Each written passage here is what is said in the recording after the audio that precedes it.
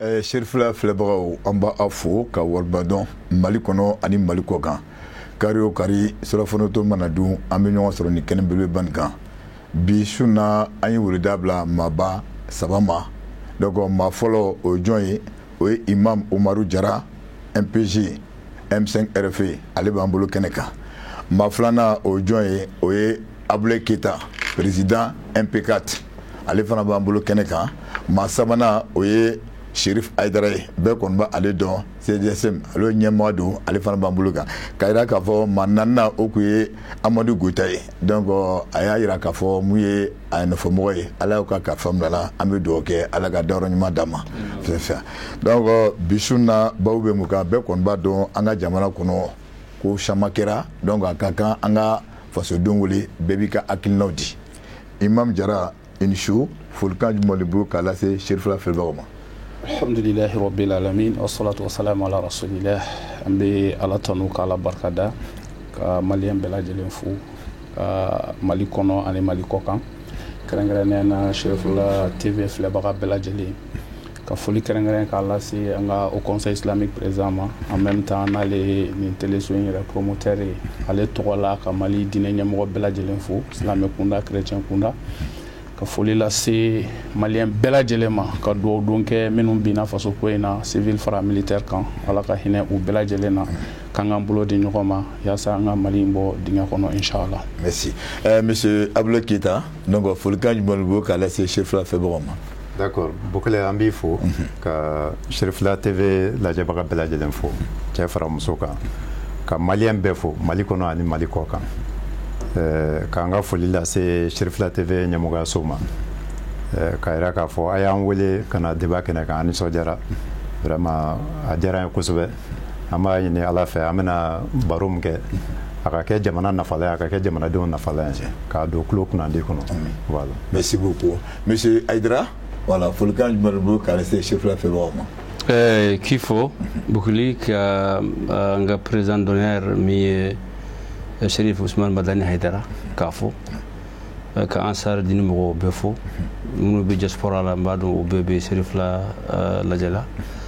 ka kɛrɛnkɛrɛnnenya la technicien mun bɛ baara kɛ Ala ko bɛɛ y'an ye an b'u fana fo ka dugawu kɛ an ka jamana ye an bi kɔlɔlɔ min kɔnɔ Ala y'an bɛɛ sababu ma k'an bɔ a la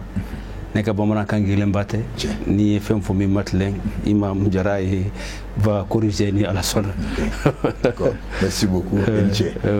Monsieur l'Imam Jara donc an y'a ye k'a fɔ nin waati in na mun ye Asimi Goyita ye donc waati la vice président de kun don donc a ye weleda bila parti politique ɲɛmɔgɔ bɛɛ ma bɛɛ ka ɲɔgɔn sɔrɔ kuluba a taalen o sini a y'a jira k'a fɔ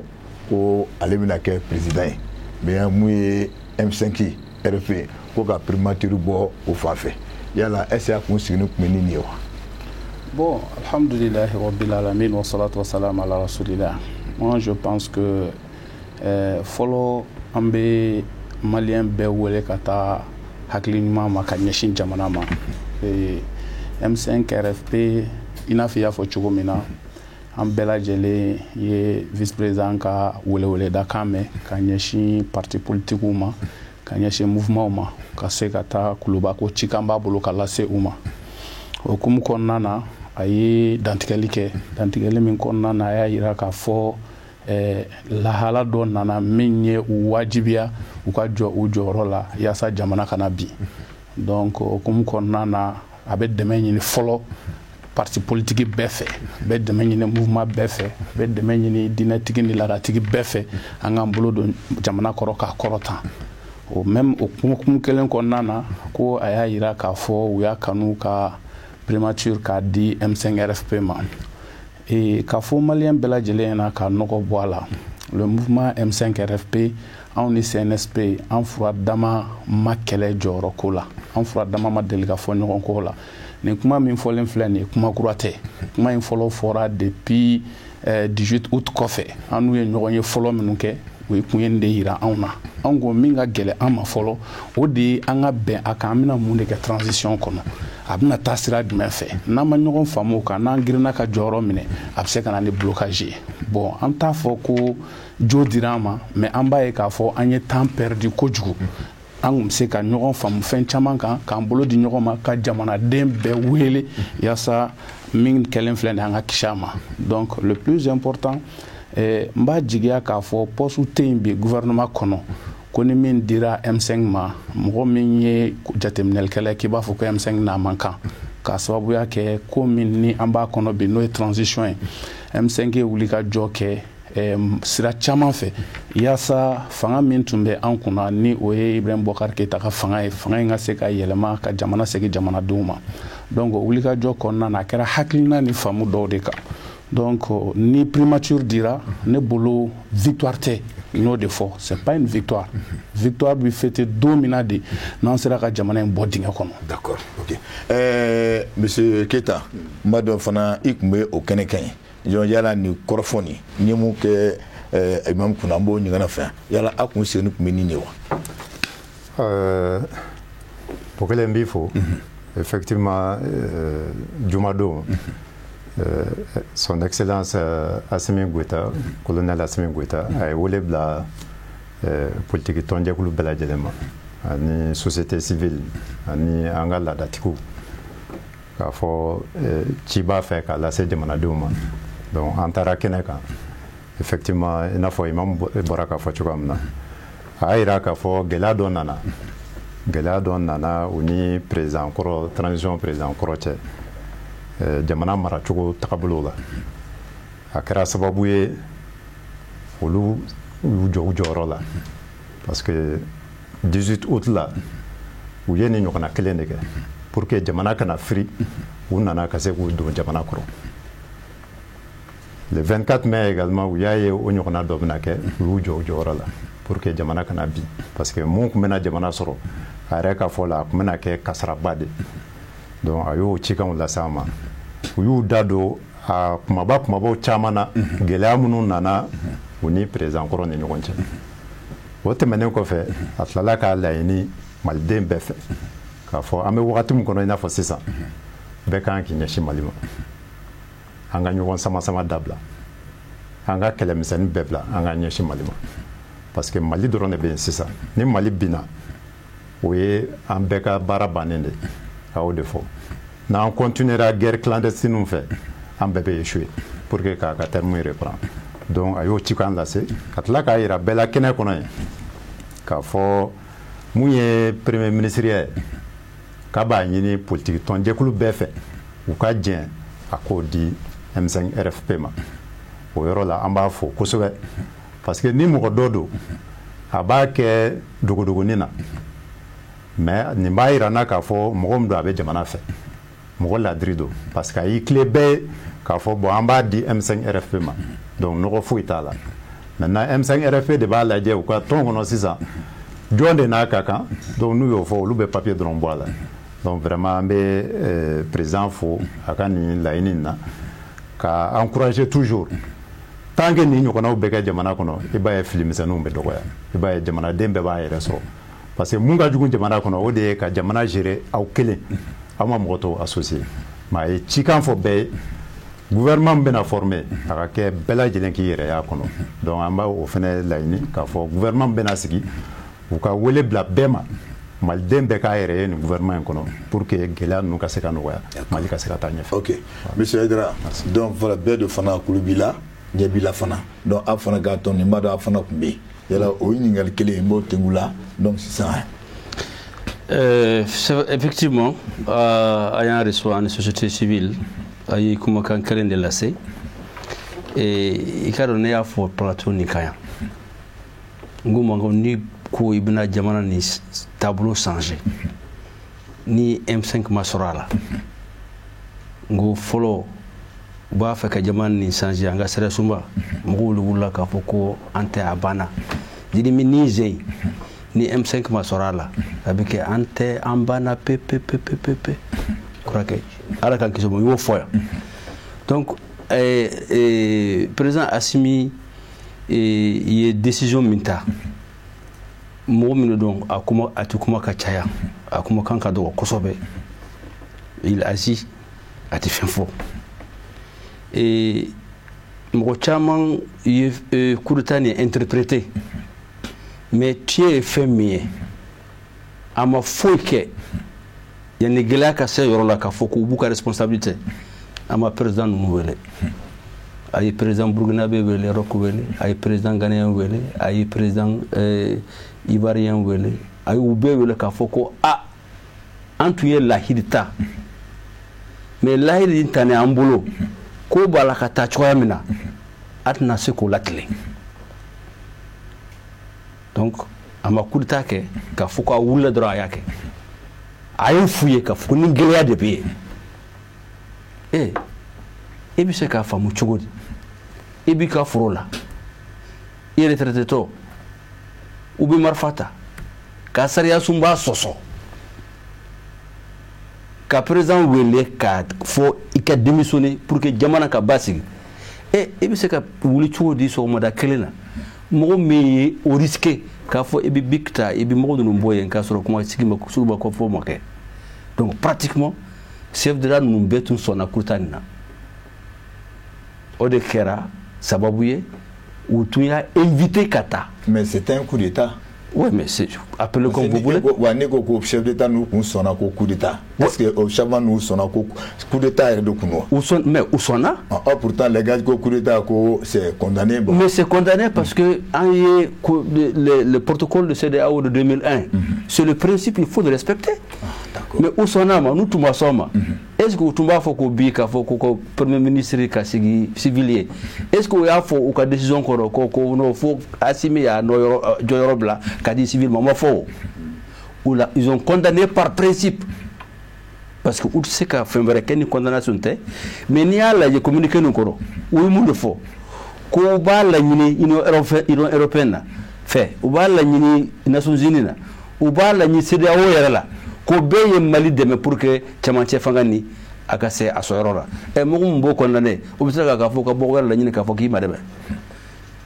hein donc o ba ira ka fodron Assimi Goïta y décision minta a marqué décision cavalier a eu contacté de follow notez e ba fo ko e yara metso yoro jume ka fo mo be coup d'état ke tu le duro ka fo ko e kana ngenyo ko be anka kuma est-ce que de la kaka e o me yoro jume ça veut dire simplement qu'il a été accepté par le chef d'état de la CEDEAO et où décision minta o b'a yira k'a fɔ ko fɛn min kɛra a kan ka kɛ mun ye diaspora tɔgɔ la ne tun bɛ collège de désignation minnu don min u y'a ale ni b'a dɔn sugandi ne tun b'a la diaspora tɔgɔ la ne de kɛra mɔgɔ fɔlɔ-fɔlɔ ye kuma sera ma waati min na n ko nous on soutient la candidature de Badaou et de Assimi Goïta. D'accord. En bon position kelen na et min kɛra bi o y'an nimisi wasa k'a fɔ ko on s'est pas trompé maintenant fɛn min ye M5 RFP ye soit min kɛra M5 RFP ye olu yɛrɛ dɔmana k'a fɔ ko u nana ka na M5 RFP ye baara min kɛ k'u nana k'u kun cɛ e bɛ se k'o baara kɛ cogo di k'a fɔ ko olu ma sɔrɔ a kɔnɔ donc sisan an bolo an ka transition min a daminɛ a daminɛtɔ de nin maintenant u ye min fɔ k'a fɔ a ka ban date 27 février ne y'a fɔ plateau kelen kan yan a tɛ se ka ban o date la. d'accord an bɛna sigi o kuma. an bɛna sigi o la ni ala sɔnna. Imam Jara tiɲɛ don a fɔra ko ka primature di a ma mais taa a taalen a ye ɲɔgɔn kɛ mais a choix bɛnna jɔnni kan mun de tun bɛ fɛ. bon aw k'an bɛɛ sababu ma i b'a dɔn jamana in kɔnɔ ne bɛ min fɔ maliyɛn bɛɛ lajɛlen na bi k'a fɔ n yɛrɛkun ɲɛna ka tila k'a fɔ presse ɲɛna presse jɔdaba de bɛ jamana basigili la surtout réseaux sociaux kan jɔdaba de bɛ jamana basigili la ka tila k'a fɔ maliyɛn kelen kelenna bɛɛ lajɛlen ɲɛna i kɛra cogo o cogo ko i tɛ jamakulu dɔ ka hakilina fɛ mais kana ko jɛnsɛn min bɛ se ka fitinɛ wuli jamana kɔnɔ aujourd'hui tuma dɔw la i bɛ kuma dɔw mɛn Mali kɔnɔ mɔgɔ dɔw kun kan walima jɛkulu dɔw kun kan i b'i yɛrɛ ɲininka mɔgɔ b'i kunkolo to i kan da la cogo di ka nin kuma sugu fɔ tuma min na ni président Assimi Goïta a ye ci bila an ma k'an kuma ɲɔgɔnya anw n'u sigira ka kuma anw y'a yira k'a fɔ problème fosi t'a la anw ma an ye jamanadenw de ye n'i y'a jateminɛ depuis le 18 août fo ka n'a bila 24 mai la M5 RFP a kɛra force ye min n'a ye proposition kɛ a bɛ critique kɛ a bɛ proposition kɛ parce que o bɛɛ kun ye jumɛn parce que anw bolo transition in an b'a fɔ cogo min na an den de don den min n'an kan k'a lamɔ ka ɲɛ pour que a ka se ka na ni Mali kura ye donc o la i den n'a ye fɛn kɛ min ma ɲɛ n'i kan k'i ɲɛŋunu tigɛ a la wagati min i b'i ɲɛŋunu tigɛ a la n'i kan ka busan ta a kama wagati i bɛ busan ta a kama donc kuma min na n'an wulila ka sigi an ko an y'a mɛn n ko ni président kɔrɔ in transition président kɔrɔ in n'a tun ye anw lamɛn don min na a ye anw reçoit anw taara ni 10 points ye décliné à 17 mesures min kɔnɔna na an y'a yira k'a fɔ pour que transition ka se ka rectifier a k'a jija ka baara kɛ ninnu kan donc an y'a yira an balima militaires la ni o ye vice président ka cidenw na k'a fɔ a b'an kun na n'an bɛ jɛ ka transition in tɔ latigɛ nin baara in ka kɛ an ka feuille de route ye parce que anw b'a dɔn fɛn kelen t'a kɔnɔ min tɛ premier ministre kɔrɔ Muktar Wane a ka plan d'action kɔnɔ a ka programme gouvernemental kɔnɔ mais munna a tun tɛ k'u waleya donc anw y'a ye k'a fɔ ja anw bɛ ka min ɲini o kelen bɛ programme kɔnɔ mais peut-être gɛlɛya tun b'a bolo ka baara in waleya donc an y'a yira k'a fɔ primature dilen an ma o dama tɛ fɔ u k'a faamu hakilina min banna pour que an ka ɲɔgɔn faamu o kan ka transition tɔ latɛmɛ donc on s'est retiré an bɔra Kati Prytanée la an ye ɲɔgɔn sɔrɔ an sigira an kumana tuma min na ninnu y'an wele ko ka premier ministre min n'an bɛnna kan ko k'a tɔgɔ d'u ma Dieu merci an bɛɛ tun bɛ yen pratiquement i bɛ leader fɛn o fɛn dɔn n'a bɔra mɔgɔ fila la qui était malade an bɛ dugawu kɛ halisa Ala ka kɛnɛya di n'u ma Cheikh Oumar Sissoko ani premier ministre Modibo Sidibé étaient les deux grands absents qui étaient malades donc kuma bɔra ka bin an ye min gɛlɛya fɔlɔ o de ye an yɛrɛ dama ni ɲɔgɔn cɛ baara in kan ka kɛ cogo di yaasa parce que anw bolo an ma victoire kɛ an ka jarabi la ko dira an ma ko an ka jamana bɔ dingɛ kɔnɔ an kan ka se ka mun de kɛ fɔlɔ pour que k'o layidu in se a dan kan débat janya n'o de kan mais tuma min na n'an tilar'o bɛɛ la an y'a yira k'a fɔ premier ministre min bɛna choisi k'a bɛna a tigi ma ta fɔlɔ a mana bɛn mɔgɔ mɔgɔ m'an cɛ la pacte de bi kɛ i ni M5 RFP cɛ k'a fɔ k'i bɛ taa ka t'i hakilinata de kɛ k'i bɛ t'i sago de kɛ yanni jamanaden tɔw ka kuma n'i ye fɛn kɛ min tɛ an ka ligne kɔnɔ min tɛ jamana ka ɲɛtaga kɔnɔ M5 de fɔlɔ bɛ na o bɔ k'a dénoncer k'i lajɔ parce que laɲini ye min ye o de ye jamana ka yɛrɛ sɔrɔ donc an kɛlen ka ɲɔgɔn faamu o bɛɛ kan dans les interventions vote ma kɛ deuxièmement ɲɔgɔn sama-samaba ma ye a la pratiquement mɔgɔ o mɔgɔ ye kuma ta par entité ou par personne on était à peu près 33 dans la salle fɛn dɔ kɛra mɔgɔw ma yɔrɔnin faamu madame Si Kayatou Sow olu ka mouvement tɔgɔ la ni o ye an ko Mali dɔrɔn ye depuis an ma premier ministre ko kuma fɔ ale nana k'olu ye réunion kɛ sɔgɔmada fɛ association ADEMA kɔnɔ ani an ko Mali dɔrɔn kɔnɔ u ko olu ye démocrates ye wale min kɛra c'est normal u k'a condamner mais a t'a yira ko u tɛ M5 ka hakilina kɔ a y'a fɔ an ɲɛna k'a jɛ a y'a sɔrɔ hali ma premier ministre ko kuma fɔ mais an y'a mɛn dugu kɔnɔ ko madame Si kuma jɛ ni premier ministre ye ko de la a dimina ka bɔ k'a sɔrɔ o si tɛ d'abord u ye nkalon da musokɔrɔba la d'abord u y'a ɲini ka M5 diyagoya bɛnbaliya min n'u tun y'o fɔ ko ni fɛn dira M5 ma k'an ti bɛn a la u y'a ɲini k'o de matérialiser Ala b'a dɔn o si ma ye a la maintenant dans les interventions des gens pratiquement Choguel ka choix dessiné tout seul ni mɔgɔ mɔgɔ ye kuma ta o b'a fɔ bon an bɛ baara min na n'an b'a k'a kɛ depuis le 30 mai 2020 kana bila bi la alhamdulillah an bɛɛ y'a ye Choguel sera ka jama in ku donc a tɛ i n'a fɔ Moutaga ou bien mɔgɔ wɛrɛ ko il démérite mais aujourd'hui dans le souci de la continuité an ka Choguel to yen ale ka kɛ premier ministre ye donc nin cogo de la majorité dégagera tout seul et on a retenu Choguel k'a sɔrɔ kɛlɛ ma kɛ wɔyɔ ma kɛ foyi ma kɛ a la donc alhamdulillah an ye tɔgɔ di Surasu man cogo de la. Voilà la réalité, ce qui s'est passé. Mais à mes watim là 600, aéré de Monouché, donc aéré Chogel le choisi. Donc maintenant au 2 seuls de la tadi Surasu ma 600. On dira qu'avant. Ah au dit qu'avant. Ah d'accord, il reste à faire quoi maintenant? Bon, on va dire qu'il faut comme bi CDAO qui a rencontré là. Ni au communiqué. D'accord. On va dire qu'il faut un peu décret de 600. D'accord. Pour que le décret soit officialisé. D'accord. Monsieur Keita, comme Imam Diarra Boratoumna, donc M5 RFI, où il y a un gars qui est Benkanke, ou Benakou a choisi Sugar Koukala Maïga. Donc, bi, ni me Ereninga, Sugar Koukala Maïga, Okashua, et c'est comme nous. Bon, beaucoup de gens faut il y a une galina. Sugar ka choix, comme Imam Diarra a fait ça. Oui, il y a une réunion de le président, son excellence Assimi Goïta, a fait que le premier ministre a dit M5. Donc M5, moi, il y a une réunion, Diarra ka kuma la saison, ou Bena ka fait Chogel. Donc, on va y aller ka fait Malden Beka ka tout au choix ko c'est ça. On connaît un MPKT, on met tout au choix parce que depuis ni baran damnena, on m'a engagé linka. Au début, depuis 18 août là. Surasu n'allait qu'à Fangamne. On de Bora Kenaka qu'à fort, on vous soutenir.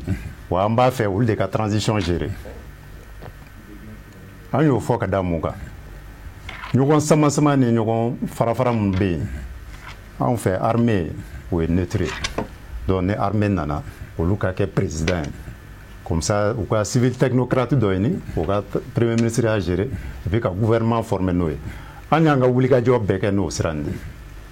Le 8 septembre, on boira à boulevard là, comme Aldon Wele, le Anga Wele Javé Agno Deira.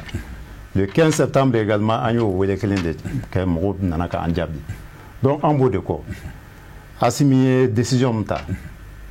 on va accompagner là, parce qu'en bas, avec la décision Monuta, oui, Jamanaka Nyataka Serade. Pour qu'à fois, en bas, parce qu'à toi, colonel Assimi Goïta, non. En bas, pour que la Mali armée demain, pour que ça jamana bon nogola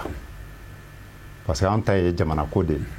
jamana en ka bon nogola o de anga wulika jo ere kunye transition ka ban lafiya kono la ini munu be transition bolo luka se ka sabati donc ni Chogel M5 ka choix bena Chogel ma amba fo ambe do de ke sisa baram nabna kalfala ala ka nya bolo et puis katla ka ira ka fo an be pour que bara nganya ante mo ko kelela ante ko groupement ko kele parce que anya nga wuli ka jo fin fait que ama fongo ambe M5 contrôle là ou bien ambe Karsa contrôle là en de Mali à chaque fois plateau ka amba fo ay na nga mbulo di nyogoma anga nyogon sama dabla anga clivage dabla anga nyeshi Mali ma surtout transition de do chamache fanga de do élection fanga tête donc amba yi nous fait wo kune wele de comme le premier ministre sigira parce que ama sigi folo tant que décret m'a publié donc président be décret signé Kaira ka fo jamana premier ministre ya kalfara Chogel la donc katla ka yina fait n'a fa annoncer la kuluba chogam na ka bela jele contacter parti politique société civile et religieux tout le monde pour que le gouvernement ka se ka former donc on connaît bien aux dispositions de la ni wele blalama amena pour que anga je ka jamana bonyo kona OK donc ode anga la yini donc ayini vraiment baram mena kalfa Chogel la ala ka nyabula. Voilà. OK, monsieur Aydra, donc on revient et bon Imam Diarra Potoum là, le choix c'est Chogel. Donc maintenant bon RFI et c'est comme mais et soit mi kera Chogel kakola o onyana et atunya kakuma damene ni réseaux sociaux. Et également, on est de là qu'à faut qu'on est un peuple, un pays anormalement normal. Il dit là comment alors, mais 600, on sera anormalement normal niveau là, à Kera Jamana Nyogon Bourja. On y fait chama mais ou fait chama ira. Ça n'a pas de sens. Est-ce que à Hakili Bala, est-ce que Jamal Loni Bala, est-ce que Akouraz Bala, est-ce que Nanyuman Bala Melikola? C'est ce qu'il faut voir aujourd'hui. Bedouya Sedea, qu'il a été constant kabina damena kana se bima en diaspora et siguroma keme e ba soro bi wolowula ni duru o be M5 kono o be M5 kono diaspora la ale ne bara chamanke hali mo men ta fe ka to foya chambara chamanke la donc alors ubini renon ke anga bureau kono parce que on a hakilna mi aya soro aya ye ka foko vraiment o ye jaman na tabulo yere jatede mine ka foko fot ni jaman ne kan ka changer fo ni de ka ke wati do sera an wula CSDM diaspora ngo awni Ibrahim Babakar Keita te point duru frenier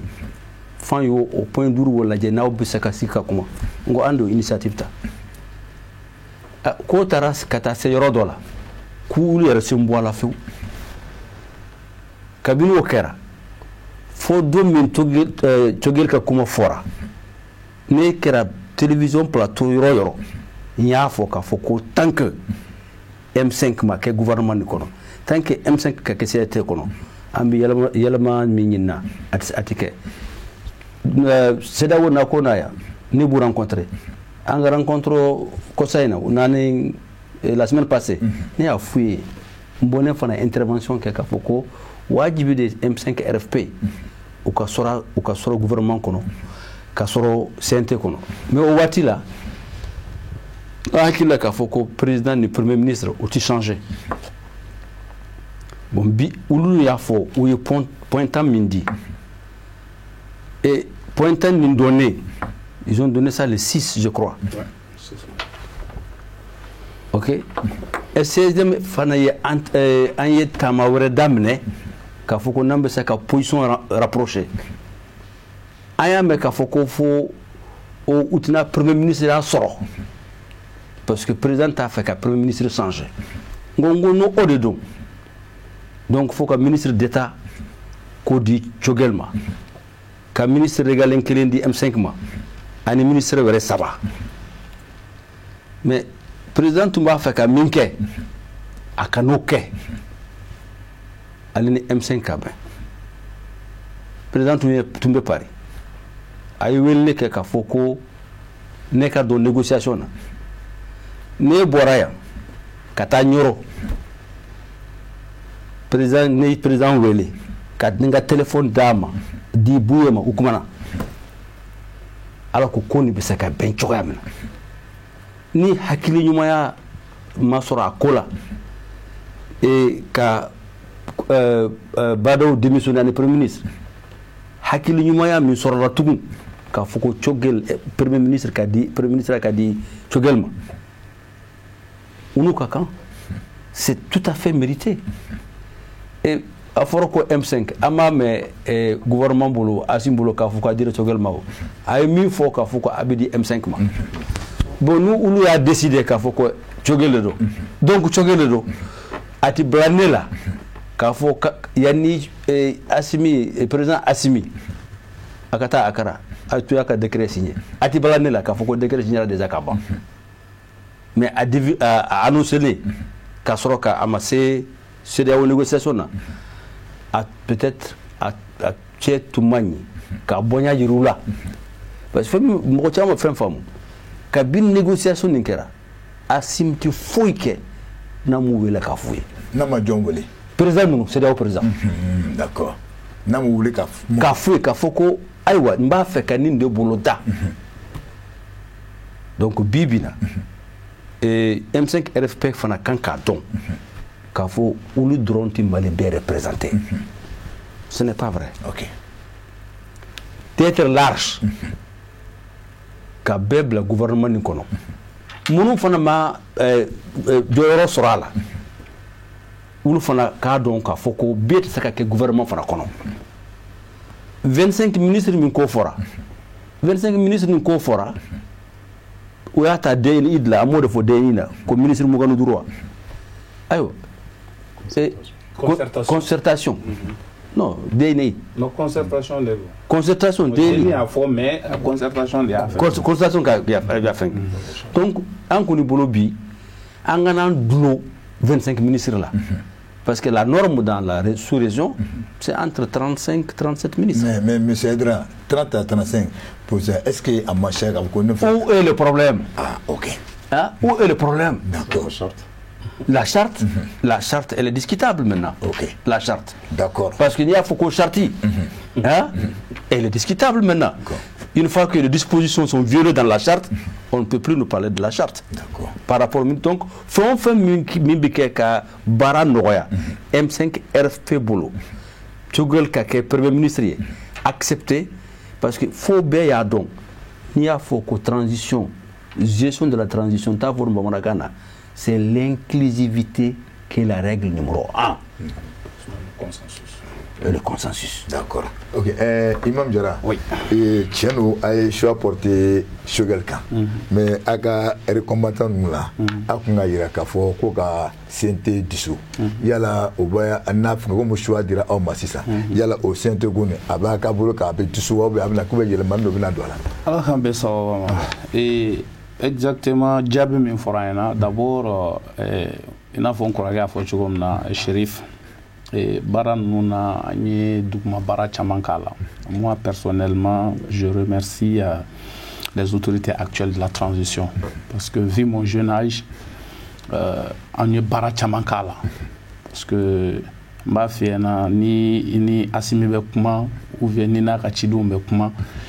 ni wati na ibe ngani ajelea chama yuga kumala. C'est-à-dire tu vois beaucoup de sincérité dans ce qu'ils sont en train de dire. Et puis à chaque étape où tu hésites ka iwele kana ko ben niveau là amake chogoti. C'est très important. Et même premier ministre choix là ne kanyi ngal tracé ngo bon faut est-ce que M5 BCK mo sabadi awere ka kelenta wala wa ko non. Aita na bena keleminka vraiment liberté bébé aw de bon. C'est pour vous dire aujourd'hui, transition kaseka aéresoro, atita et korokia blarom badamene, atita inclusivité ko, atita consensus ko. Au-delà hal domina on ni premier ministre Koro Mokhtar na nyoyeke ne kumata nyoyeke ne kasoro j'étais pas le porte-parole ne fait min geleama ngodi chugo bela naka gouvernement akana to akataka moto. Ni gouvernement sigira ou ka mission folo ka ke ka une vraie assise de la refondation. C'est-à-dire malien beka se ka nyon soro ka kuma amina ko in to ka togoti. Moni min boro la aka chala fe mo chama mission ka trêve ke e ka la yinu la anga nyashi transition ma ka ko climat apaisé ka ta élection na ko tom num se ka ke olobu wera soro. Donc M5 bo lancer kelen de kono. Ni ya jetemne depuis kuma in fora un point de presse kelenke à l'Assemblée générale fla a bekene ka nebo de fo ngoni te victoire ayi wati de do ka jamana dembe wele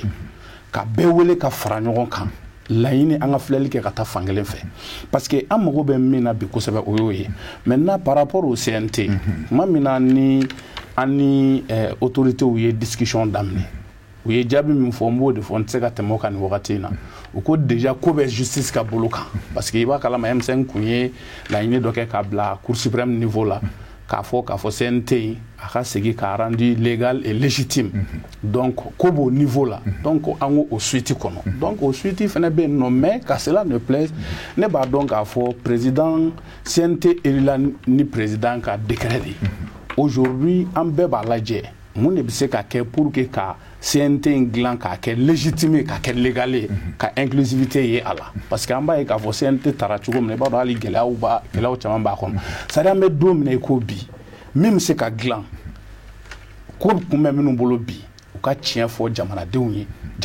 yere ka adon ko ni e tien anga ko inglan ka to siraka dabri ka boala dugo ka boala ni min ti se ka nye o ka fo ni min se ka nye o ka fo par rapport à tout ce qui doit suivre. Maintenant que l'infirmière n'y comment doit former sinsi akan kasega kan kasabati akan ala takofe ni Imam Umaru Jara ni ala ba jigin kono domina nga fenfo jamana denye minye galoyi vraiment o ka so nyen sembon ko ina mali be rom na bibi na sera na mi kuma nga tiefo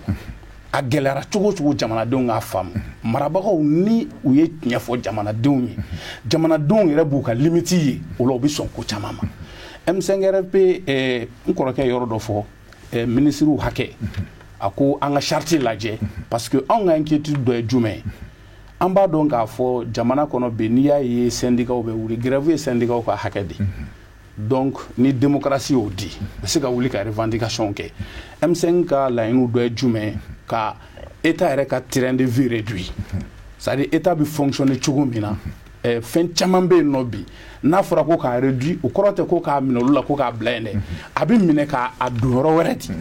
donc i bɛ taa sɔrɔ fɛn caman bɛ yen nɔ olu bɛ se ka baara k'o kan donc o de la dennin don c'est vrai mais concertation yɛrɛ de sen fɛ o de la n'i ye charte ni feuille de route jateminɛ a caman bɔra M5 ka document dilannen kɔnɔ hali n'a amendera ni CNSP mɔgɔw ka experts ye depuis anw tun ye charte min dilan par rapport à la transition anw y'a sɛbɛn a kɔnɔ 25 ou plus o kɔrɔ gouvernement in kana tɛmɛ mɔgɔ 25 kan mais a fɔra cogo min na ni sigikafɔw nana n'a ye ko jaabi wɛrɛ ko wɛrɛ bɛ se ka kɛ min bɛ ko in sabati k'a sɔrɔ a ma charge da état kan min bɛna se ka na ni précarité ye tuguni o bɛ se ka kɛ solution min bɛ envisager mais an bɛ don min na i ko bi an bɛ dynamique min kɔnɔ k'i ka ɲininkali in k'a résumer par rapport au CNT moi je pense très honnêtement min bɛ se ka kɛ pour que CNT in ka kɛ fɛn min ni a bɛ sariya segin ka na sariya minɛn kɔnɔ parce que an bɛ fɛn dɔ la bi tuma dɔ la n'i ye mɔgɔw ka débat jateminɛ an ka groupe WhatsApp sanfɛ groupe wɛrɛw sanfɛ bɛɛ bɛ ka n'i gulon bi ko légalité bɛɛ bɛ ka n'i gulon bi ko sariya bɛ ka sɔsɔ bɛɛ bɛ k'a fɔ ko nin ka kɛ tan sariya sɔsɔ fɔlɔ ye jumɛn ye o de ye ka jamanadenw jɛ u ka hakɛ la parce que jamana marabaga fɛn o fɛn bɛ na ka layidu ta k'i bɛ jamana mara o kɔrɔ de ye k'i bɛna jamanadenw ka hakɛ d'u ma donc ni jamanabagaw dɛsɛra ka jamanadenw ka hakɛ d'u ma olu fɔlɔ de ye u ka kalenkan yɛrɛ sɔsɔ donc du moment ni o kɛra fo k'o ka lajɛ ni hakili de ye Mali bɛ lahala min kɔnɔ bi seul un consensus politique peut nous aider à trouver la solution. N'an ko k'an bɛ taa an gulon texte la k'an bɛ taa an gulon constitution na kɛlɛ kan t'a bila k'an bɛ taa an gulon charte la kɛlɛ kan t'a bila a bɛna problème wɛrɛ de créer an tɛ se ka bɔ min kɔnɔ o de la sigikafɔ min bɛ fɔ adamadenw ka ɲɔgɔn lajɛli kɛ k'a dɔn k'a fɔ ko anw sɛgɛnna ten n'i ye CEDEAO jamana 10 ni kɔ lajɛ anw de kunkanko kuma bɛ don o don daw la n'an taara UEMOA jamanaw kɔnɔ anw de kunkanko kuma bɛ don o don daw la diɲɛ yɛrɛ ONU ni Nations Unies ni a kirikaraw bɛɛ faralen ɲɔgɔn kan anw de kunkanko kuma bɛ yen donc bi maloyala ko don k'a sɔrɔ so kɔnɔ yan hakili ɲumanw caman bɛ yan kodɔnnaw caman bɛ jamana in kɔnɔ minnu bɛ sigi ka jamana dilan k'a sɔrɔ problème fosi t'a la. mais ɲininkali dɔ bɛ yen ne bɛ k'i ɲininka yɔrɔ min na komi a yɛrɛ choix kɛra Choguel ye maintenant sisan b'a dɔn a bɛna réunion kɛ entre vous mais a b'a fɛ mɔgɔ joli ka bɔ a la comme ministre. Bon Bokele gouvernement architecture yɛrɛ ma tracé fɔlɔ kana na kuma don dɛ ayi mɛ min f'i ɲɛna min ka gɛlɛn ne ma bi o de ye jamanadenw fanba k'u yɛrɛ ye gouvernement kura min bɛna wolo vraiment ala ɲɛ bɛ n dusukun na o de ye ne ka inquiétude fɔlɔfɔlɔ ye jamanadenw fanba k'u yɛrɛ ye gouvernement kura in ka mission kɔnɔ comme Keita y'a fɔ cogo comme kɔrɔkɛ y'a fɔ cogo min ka kɔn ye bɛɛ tɛ se ka kɛ ministre ye bɛɛ tɛ se ka kɛ CNT kɔnɔ mais ce qui est sûr jamanadenw k'u yɛrɛ y'a kɔnɔ gouvernement in bɛna baara min fɛnɛ kɛ baara in ka kɛ jamanadenw ye ne ka problème y'o de ye que ça soit a kun kɛra M5 ye o a ma kɛ M5 ye o ni min kɛra n'o ɲɛna an b'o fɔ ni min ma ɲɛ an b'o fɔ parce que Mali tɛ se ka taa ni tiɲɛ tɛ a bɛ faamu ala k'an bɛɛ sɔrɔ. Monsieur Keita donc an bɛ segin ka na komi e yɛrɛ y'a fɔ cogo min na choix kɛra tiɲɛ don a diyara aw ye bon donc mais sisan bi mais ka ese ani mɔgɔninfin m'a daminɛna parce que o bɛ baara bɛ kɛra il est au courant de beaucoup de choses comme y'a fɔ n'a sera aw ma a ka da a bɛ se ka baara kɛ donc mais a yɛrɛ ka position yɛrɛ MP4 donc a bɛ se ka mun fɔ. D'accord Bokele an y'o de fɔ MP4 bɛ jamana de kama an bɛ deli k'a fɔ pour le Mali aucun sacrifice n'est de trop an tɛ mɔgɔ ko kɛlɛ an bɛ jamana ko kɛlɛ de la ni jamana ka wele sera an ma an b'a jaabi pour le moment comme fin a ma officialisé fɔlɔ M5 kɔni y'a ka laɲini kɛ k'a fɔ Choguel de y'u ka cɛbɔ ye a kelen donc o kɔrɔ siga foyi t'a la Choguel de bɛ kɛ premier ministre donc ni a ka décret signé na k'a publier a bɛ laɲini a fɛ a ka jamakulu contacter bon an tɛ siga k'a fɔ u bɛna MP4 contacter n'u sera a ma an fɛla ye mun ye an b'o f'u ye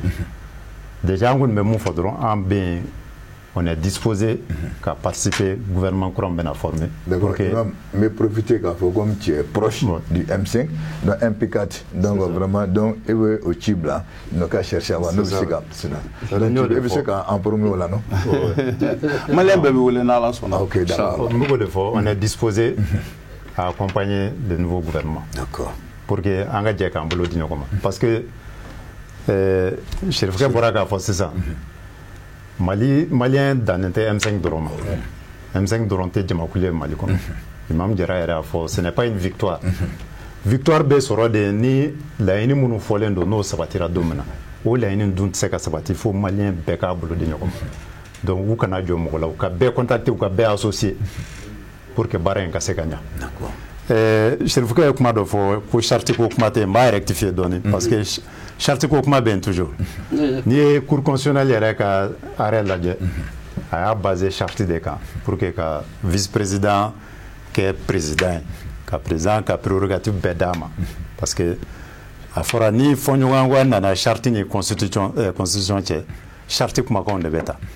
donc cour constitutionnelle au d'état ka assimi que président avec toutes les prérogatives. Donc, charte c'est comme là. Mais le gouvernement, 25 personnes, est-ce que là, il y a des cas sur nous? Ou des Ningalais. On connaît fait, le gouvernement est quand même.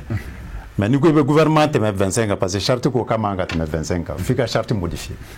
Ou des Aguelais. Ah, donc 25 loups à Makanga Temoka. À Makanga Temoka. Il faudra au plus 25. À Tchale, pour Mougandouré. Et si on te fait, il faudra qu'on a temé, Mouakeme, et Mougan. Donc pour que au final la unique sabati na fo M5 a une comme na faut CNT charte ka modifier ka soro ka CNT dale donc charte de gela c'est ça mais comme ambe transition de kono transition et inclusivité ni consensus de na sikira ka kuma amanga solution besro en reni nyokontia ka soro ko ka mo mi dadwa la d'accord donc ka mu fodron la solution besro en nyokontia d'accord voilà OK monsieur Edra donc ningal dobi mina fingala comme mi segata ay ka fo kabini kon kera malien be sigirme ko ko CEDEAO ko bina sanction ta ko asmi wulle no akara o tali bere kunfa donc maintenant o da décision mon bora et réfléchissant et puis comme le faut ka disons alors yenni kuma jabi pour que anga le mebago ni télévision Sherifla e bago be famulike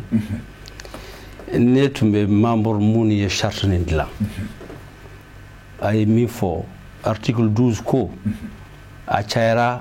sogo ankana teme 25 ministre Mugandour mais au charte clé nek fa ya fo ko hal ni président bana ko a vice président remplacer ay kuma kala ma ko hal ni président ala ye kal fam lala que le vice-président ne remplacera pas le président. On dit ça. Atena c'est qu'à remplacer. Ah, ça c'est qu'à remplacer. Donc ça dit que vice-président plutôt il seconde le président. Il seconde le président, mais en cas de vacances de pouvoir, il ne remplace pas le président.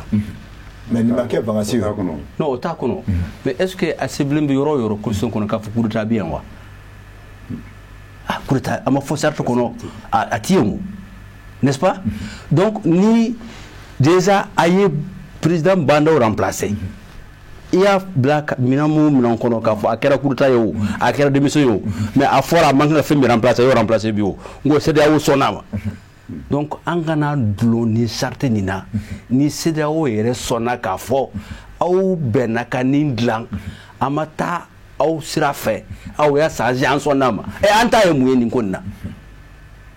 sirwayo miyan jagoya ni charte nina uro yere sona bi ka ko fo Hasim Goita et des présidents.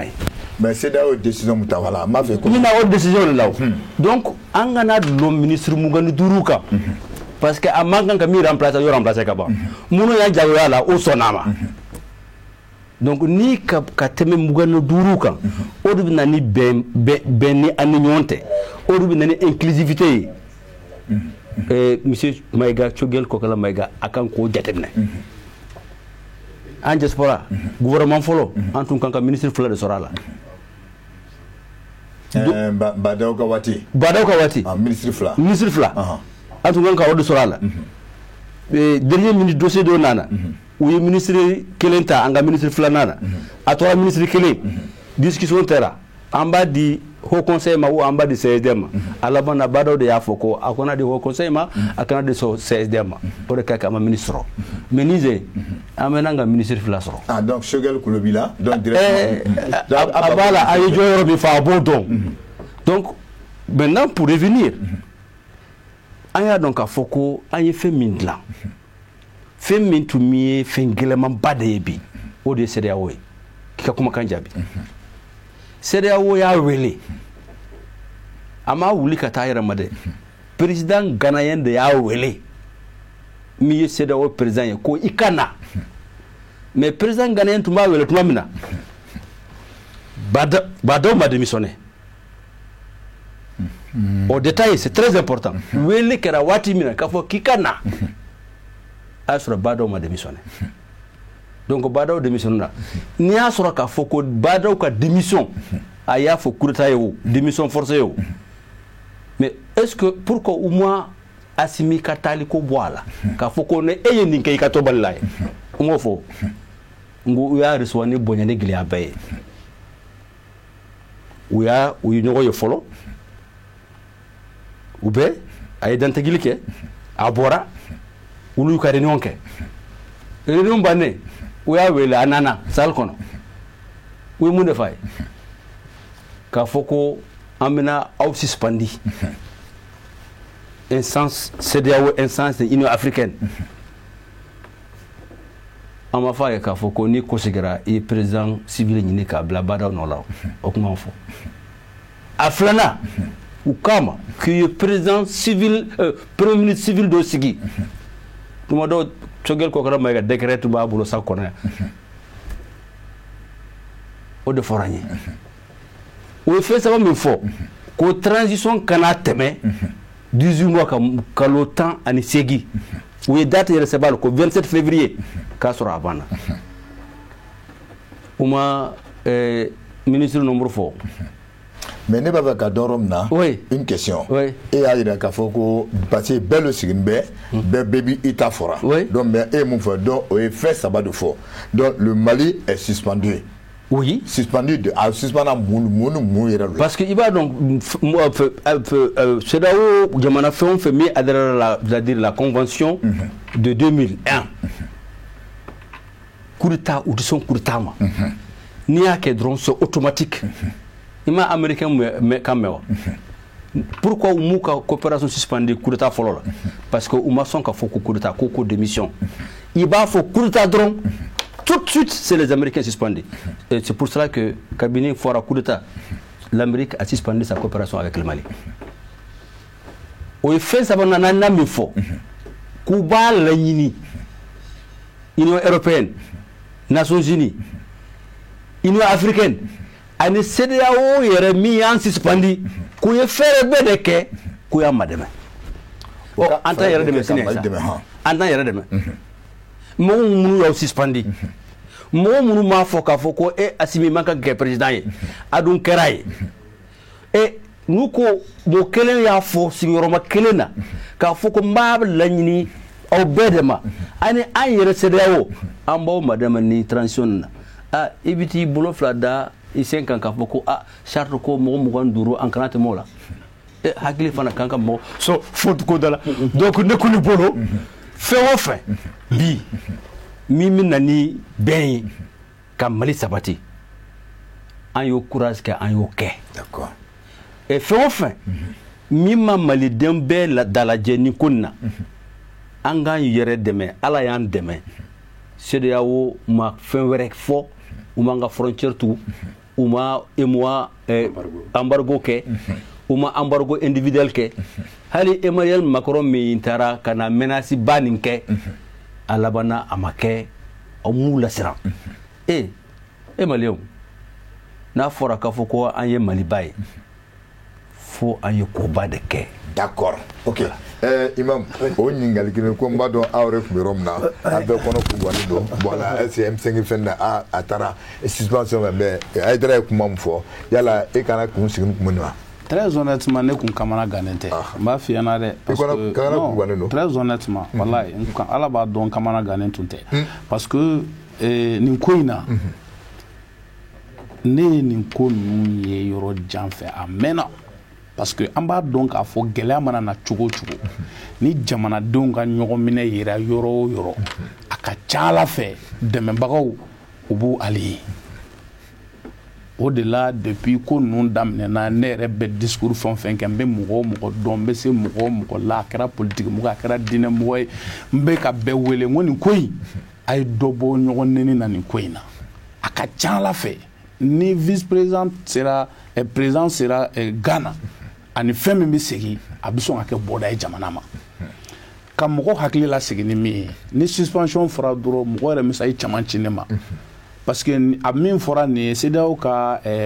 fɛn na 2001 u ka convention na ni nin ko sugu kɛra nin fɛn damadɔ de b'a la suspension b'a la embargo b'a la fɛn camanw b'a la min bɛ na ni gɛrɛntɛ ye ka ɲɛsin jamanaw ma mais ala y'a kɛ u ye suspension de ta o kɔrɔ ye jumɛn n'u ka réunion bɛ kɛ siɲɛ wɛrɛ an t'i wele i m'a faamu wa voilà n'a fɔra o de kuma surumani quoi n'a fɔra ko CEDEAO président ka ɲɔgɔn lajɛ bɛ yen an ka président bɛ yen vraiment anw yɛrɛ ka président ka occupation ka ca CEDEAO tagali ma sisan fɔlɔ parce que min bɛ jamana kɔnɔ yan vraiment ka occupation yɛrɛ ka ca suspension ye wɔɔrɔ yɛrɛ la o yɛrɛ ɲɛna quoi pour que an bɛ temps min kɛ ka avion ta ka taa délégation min bɛ taa o charge o bɛɛ ko wɛrɛ a ka ɲɛsin jamana ma an ka se ka ɲɔgɔn faamu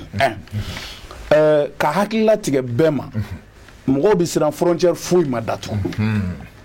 BCEAO tɛna wari tigɛ an ka bangiw la parce que ninnu de ye gɛrɛntɛw ye ni minnu nana frontière terrestre ma datugu en tout cas lié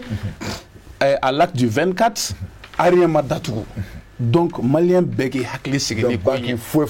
banque foyi ma datugu donc o kɔrɔ ye jumɛn sisan dɛmɛbagaw nin wagati la an bɛ président caman fo an ye président caman ka écho sɔrɔ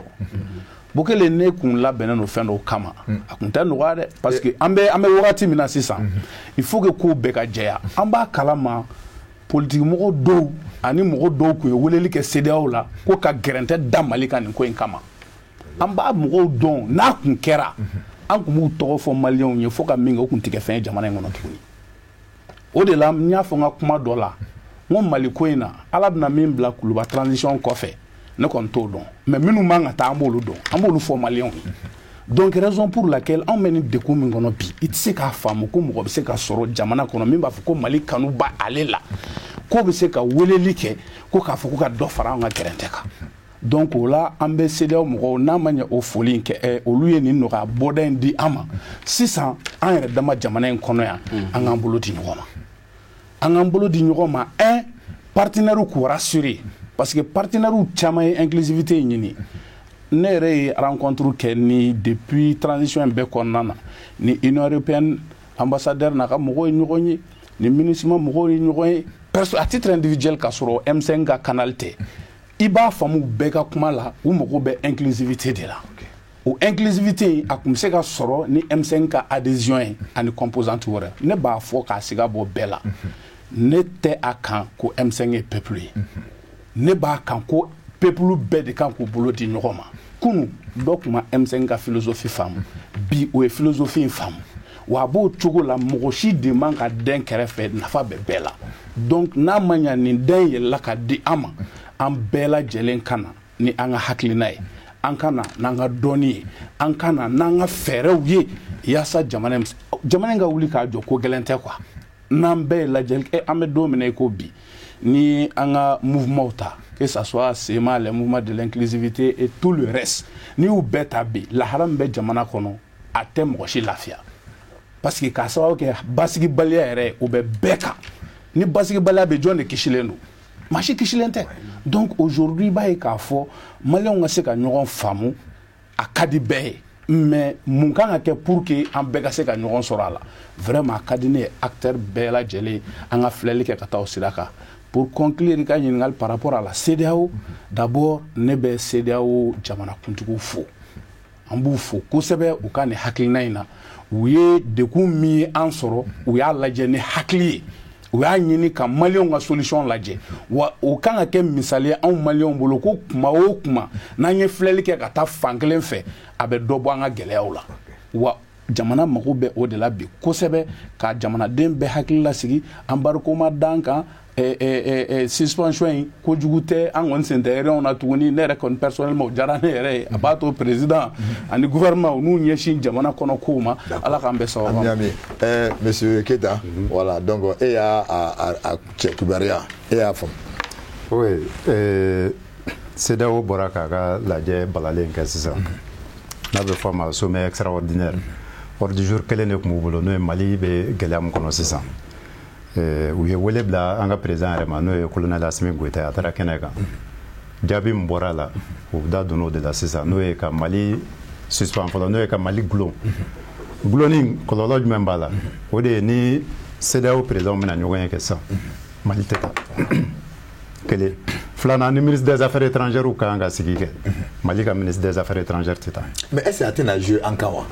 non a tɛ jan kan cogoya si la parce que priorité minnu b'an bolo yan sisan o tɛ CEDEAO ko ye fɔlɔ o ye Mali ko de ye insécurité min bɛ jamana kɔnɔ baloko gɛlɛya min bɛ jamana kɔnɔ kalan tɛ ka kɛ o n'a ɲɔgɔnna politique mankan min bɛ jamana kɔnɔ réforme minnu ka kan ka kɛ pour que kalafili ɲuman ka sɔrɔ yɔrɔ an b'an yɛrɛ sɔrɔ o bɛɛ la wagati jumɛn ka taa k'an bɛ taa sigi CEDEAO ka réunion na donc suspension in principe de don mais ni ye CEDEAO ka réunion yɛrɛ jateminɛ n'a ka déclaration bi a bɛ mɔgɔ jigi sigi kosɛbɛ CEDEAO ko la parce que Faransi kɔrɔlen ni Faransi ye kuma min fɔ CEDEAO bɛ taa o baara a b'o baara de kɛ CEDEAO ka sigi fɛn fɛn Faransi ka décision de bɛ kɛ mais nin sen malgré que Macron ye menace kɛ fo ka taa k'a fɔ n'a sera niveau dɔ ma ale b'a ka sɔrɔsiw bɔ Mali kɔnɔ CEDEAO m'o si jate CEDEAO ye réalité de lajɛ k'a fɔ Mali bɛ degun min kɔnɔ sisan n'an ko an b'an ta Faransi fɛ CEDEAO ko yɛrɛ bɛ sɔn ka ban parce que ni Mali binna ka tɛmɛ nin kan o ye Mali kɛrɛfɛ jamana bɛɛ binnen donc o ye CEDEAO ko yɛrɛ bannen u y'o hakili ɲumanya min sɔrɔ an b'an ka président fo la kosɛbɛ mais à dépendant oui mais pourtant France ye mun fɔ la France a été claire elle a parlé d'islamisation non il a parlé d'islamisation mais a ye transition fɛnɛ fɔ a ye transition ɲɛmɔgɔya fɛnɛ fɔ parce que Faransi t'a fɛ sɔrɔsiw ka to transition yɛrɛ kɔnɔ ah d'accord donc a y'o fila de fɔ k'a fɔ transition ka gouverner ni mɔgɔ ye mun tɛ civil ye ani islamisation du pays mais an bɛɛ b'a dɔn k'a fɔ transition ko de don o yɛrɛ de nana ni gɛlɛya in ye kosɛbɛ donc an bɛ CEDEAO ɲɛmɔgɔw fo u ka nin décision na parce que u ye hakili ɲuman de kɛ mais n y'a fɔ sisan n k'a dépendant colonel Assimi Goïta yɛrɛ la a ka hakilimaya parce que baara in daminɛ fo ka na se bi ma a ye CEDEAO ɲɛmɔgɔw associé a y'u bɔ ko bɛɛ kalama et puis a tilala k'a yira u la k'a fɔ ale ta tɛ fanga ko ye parce que ɲani a ka se hali cour constitutionnelle ka confirmer k'a fɔ président don a ye wele fɛn fɛn kɛ a y'a fɔ ko vice président de la transition donc fanga ko tɛ place ko tɛ a bɛ jamana ko de la d'accord mais voilà ouais vas-y donc a y'o bonya min ta ka CEDEAO mɔgɔw sɛgɛrɛ ani a ye maliyɛnw bɛɛ lamɛnni min kɛ ka sɔrɔ ka taa sommet in na CEDEAO mɔgɔw ye k'a fɔ an kana foyi fara degun kan tuguni an ka Mali bɛrɛbɛrɛ pour que transition in ka ban kalafili ka kɛ jamana ka basigi donc an bɛ décision in fo la kosɛbɛ ka malidenw bɛɛ hakili latigɛ k'a fɔ sanction foyi tɛ yen banque tɛ datugu embargo tɛ parce que embargo n'o ye sanction économique ye o de tun bɛ se ka na ni degun yɛrɛ yɛrɛ o si ma y'a la mais n'i ye an mɔgɔ saba ta k'a lajɛ sani k'a ɲɛgo cilaw bɛ na mais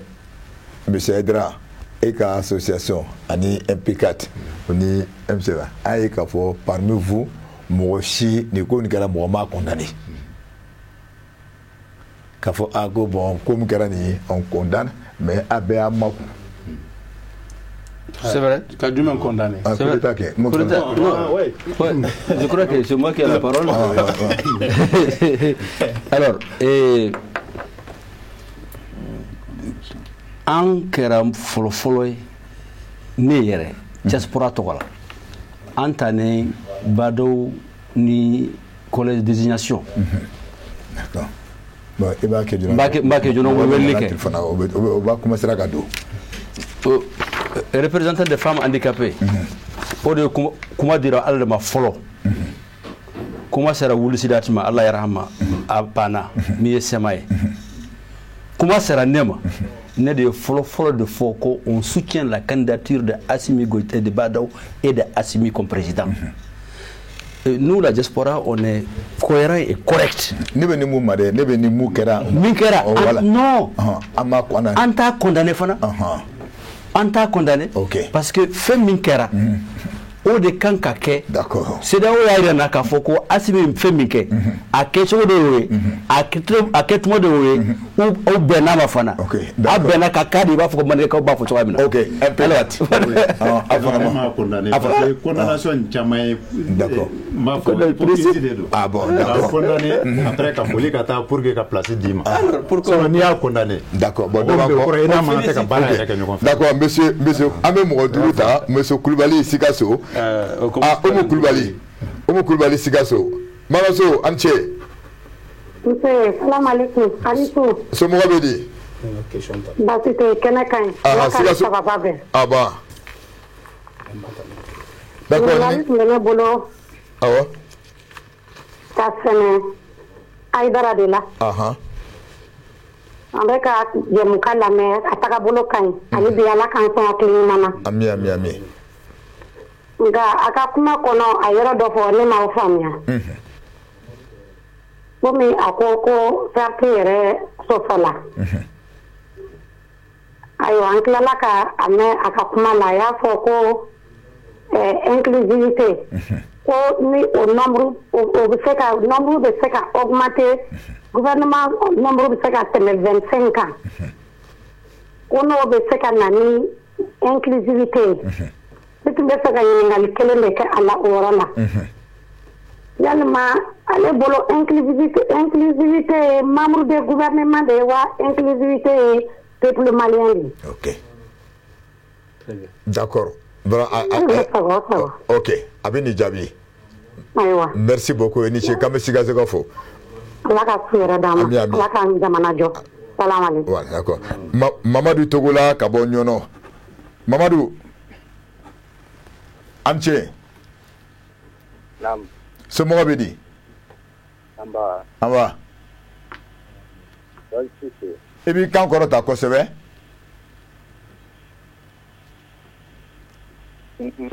monsieur Togola wa i kan kɔrɔta kosɛbɛ an tulo b'i la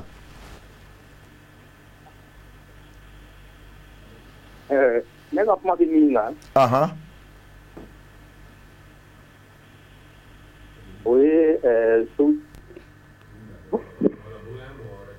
d'accord ok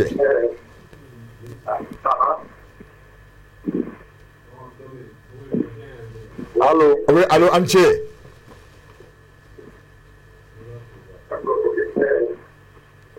somɔgɔ bɛ di k'an wele ka bɔ min Côte d'Ivoire d'accord ok k'an bɛ Côte d'Ivoire kaw bɛɛ fo ɲininkali b'i bolo wa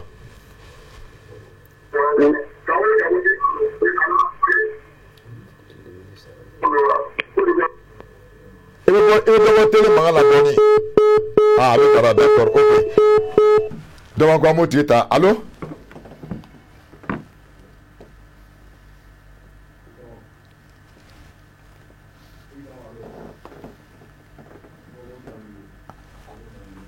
Koko Dambele an cɛ k'an wele ka bɔ min d'accord ok ɲininkali b'i bolo wa ɲininkali dɔ bɛ ne bolo ka ɲɛsin jɔn ma ka ɲɛsin bɛɛ la ok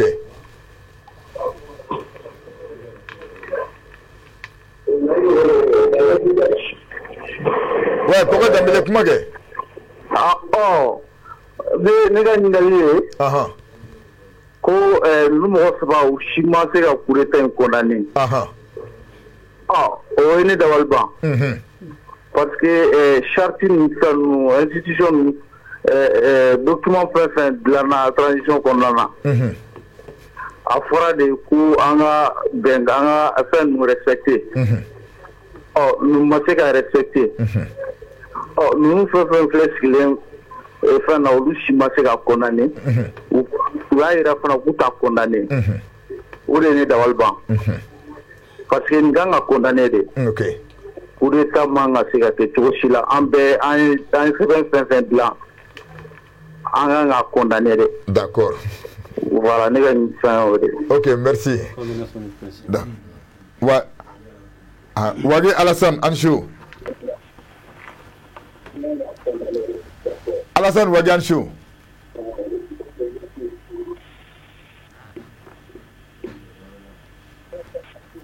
Ça va, Ansou? C'est moi, Abedi. Alassane, il m'a voté les kérés, mais non, femme. Allô?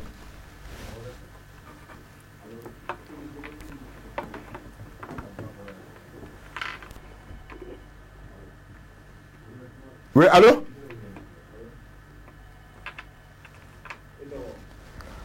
Allô, Wagé? Ah, Libreville. Pointe-Noire, ah, d'accord. Ouais. Bassoum, c'est moi, Abedi.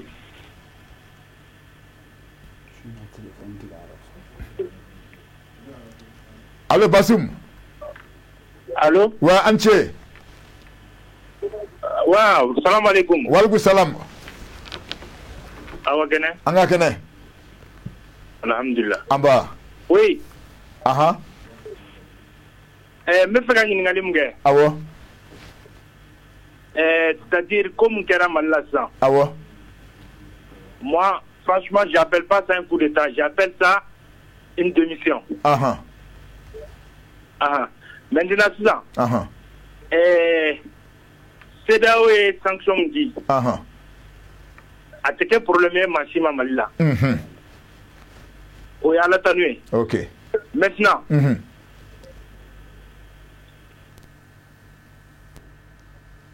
Oui, maintenant, allez-y. Bogar Timbo Yuaru, c'est moi, Abedi. Torose, c'est moi, Bogale. Awa. Awa gane. Ama kene. Awa. Donc, nga koni be nga plani nga invité nga koni mu bela gine. Ouais, vous voulez l'amener. Vraiment, nga mi mo félicité ko Omar Diaray. Ok. Tiere la depuis ay barendam ni ta do ne me aka barke tu wana ka kuma tu wonu. Vraiment ay ni aklim ne ko ok. Donc mais u bela gine ka vraiment wa ko kan. Ok. Mais ne vraiment ko. Ne aklim na kude tate. Parce que nek la jamana di mana de pour jamana ko de ko lafia. Donc ni jamana bi kata siraga minti la sira bi mo na mingu ba blanc mo antega ajere ni kude dai. Parce que mo na mo bi na pende ko ngelen de wana ko. Ibe kami mo de voter ka sugandi. Akamara ko duwa kama amna ka boy. Aleta election de karana tara. Mais mo min tara ta foro la kana. Kana ibla ku ga fin jere burge malen wala fiya. Negla wani ni ma se ko ke gagné kita ga bo ma ko ke gela to ni quoi. D'accord. Vraiment bon na bi ga ko cha. Ok. Donc abi kalo sabo mbaw ni ma se ko to bi de ala fi ja ga to. Ok, merci beaucoup. Ok, vraiment Diarra, merci beaucoup. Nche. Merci. Au revoir. Aha. Donc on me là-bas, allô? Mohamed Touré. Allô? C'est moi Abedi. Mohamed Touré. Ah, Kamoli Kabomi? Non, nous connaissons. Aha. Fɛn kelen mun ka di ne ye cɛ n'o ye coup d'état kɛ mais an kɔni maliyɛnw bɛɛ ka wuli u ka sɔrɔdasiw soutenir quoi. U b'u dɛmɛ u ka baara la. Ka sɔrɔdasiw dɛmɛ u ka baara la han. Voilà parce que depuis Faransi nana Mali in kɔnɔ.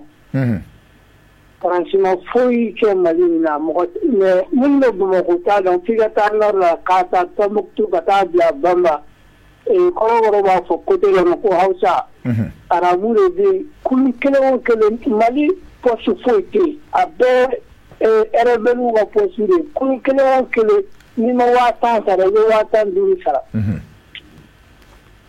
I y'a faamu wa? N y'a faamu. Donc maliyɛnw bɛɛ ka bɔ u ka sɔrɔdasiw soutenir an ka kɛ kelen quoi. Ok. Sani mɔgɔw u y'u to kuma mugu bali la ani nafigiya la nafa t'o la. Aw bɛ wuli ni mɔgɔ kelen kɛra ɲɛmɔgɔ aw bɛɛ bɛ wuli ka hakilina fɔ a ye k'a dɛmɛ a ka baara la o de y'a ɲuman yɛrɛ yɛrɛ n'o tɛ bɛɛ bɛ wuli ka mɔgɔw critiquer ça c'est pas bon o tɛ jamana taaɲɛ o. Ok.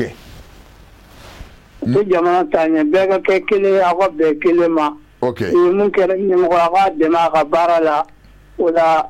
aw mako bɛ mun na aw sago bɛ mun na a bɛ kɛ o. D'accord. Donc Faransi kɔni o mana an dɛmɛ kama an bɛɛ ka wuli an se ye mun ye Ala ta kɔfɛ an k'o kɛ. D'accord. Donc ni Faransi b'an dɛmɛ u b'an dɛmɛ n'u t'an dɛmɛ u b'aw ka minɛn ta ka taa. D'accord, ok, merci beaucoup. D'accord, merci. Parce que depuis Faransi nana an ɲɛ taga la. D'accord. Voilà. Parce que baarakɛminɛn b'u bolo baarakɛminɛn mun b'u bolo u bɛ se ka baara bɛɛ kɛ mais u tɛ k'a kɛ ni u sago ye u bɛ k'a kɛ ni mun ka d'u ye matériel b'u bolo foyi tɛ dugukolo sanfɛ u ɲɛ tɛ mun na. Ok, d'accord, merci beaucoup, Nche. Voilà, donc, M. Adra, donc, M. Limam, et puis M. Keita, voilà, Negajuru Chira, donc, Yakila Gafo, Ningali Dok, M. Adra, Madame Neni. Madame Koulibaly Eni Sou, oui, et que Ningali Diranye, et Nia Foko inclusivité, Katla Kafoko, Anganandlo, article 12, Mia Foko, gouvernement membre kana kaya ni mogo ni duuru ye et inclusivité o bɛ se ka gɛlɛya ni gouvernement nombre danna mogo ni duuru ma parce que cogɛl bɛ se ka baara kɛ cogoya min na o de ka bɛɛ ladon n'i y'a fɔ bɛɛ parti minnu représentelen de don parti ka ca an bolo parti kim fila ni kɔ mais n'i y'a lajɛ parti ɲɛnaman tɛ se tɛ tɛmɛna 22 o a cayara bɛɛ a kɛra 25 ye et société civile fana ka sɔrɔ a la donc n'a y'a sɔrɔ ne ka hakilina la ka dɔ fara ministres kan pour que ala ko bɛɛ b'a yɛrɛ ye a kɔnɔ an kana lo charte article 12 la an bɛ se k'o sɛbɛntiya charte ma violé parce que an ka charte kɛra fɛn min sisan a bɛ adapté an ka réalité la ni charte tun ma adapté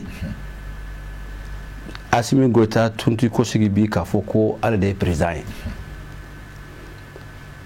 Est-ce que aw b'a dɔn k'a fɔ ko CEDEAO delila ka président minɛ ka bila jamana wɛrɛ kɔnɔ Dadis Camara a tun ye président ye a taara furakɛ parce que tentative d'assassinat tun kɛra la Maroc